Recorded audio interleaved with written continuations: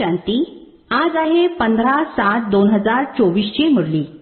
महावाक्य आहे, गोड मुलांनो, देह अभिमान आसुरी कॅरेक्टर अर्थात स्वभाव आहे, त्याला बदलून दैवी स्वभाव धारण करा, तर रावणाच्या कैदेतून सुटाल.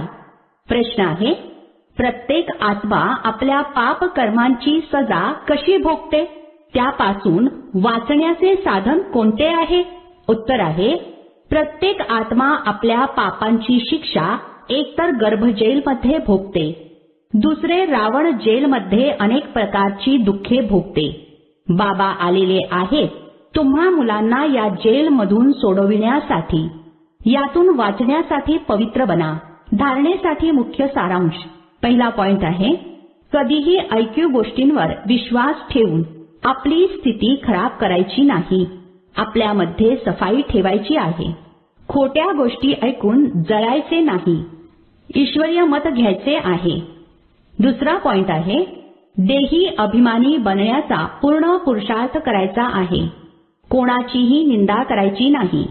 फायदा, नुकसान, इज्जत या गोष्टी लक्षात घेऊन विकारी दृष्टीला नष्ट करायचे आहे. बाबा जे सांगतात ते एका कानाने ऐकून दुसऱ्या कानाने सोडून द्यायचे नाही.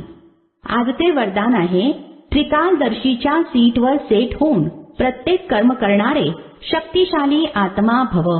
स्पष्टीकरण आहे, जी मुले त्रिकालदर्शीच्या सीटवर सेट होऊन प्रत्येक वेळी प्रत्येक कर्म करतात, ते जाणतात की गोष्टी तर खूप येणार आहेत, होणार आहेत, भले मग स्वतःद्वारे किंवा इतरांद्वारे किंवा मायेद्वारे नाही तर प्रकृतीद्वारे.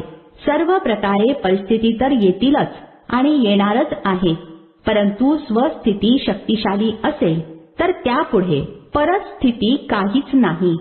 फक्त प्रत्येक कर्म करण्या अगोदर त्याचे आदी मध्य अंत तिन्ही काळ चेक करून समजून घेऊन नंतर मग काहीही करा, तर शक्तिशाली बनून परिस्थितीला पार कराल. स्लोगन आहे, सर्व शक्ती संपन्न आणि ज्ञान संपन्न बनणे हेच संगम युगाचे प्रारब्ध आहे. ओम शांती.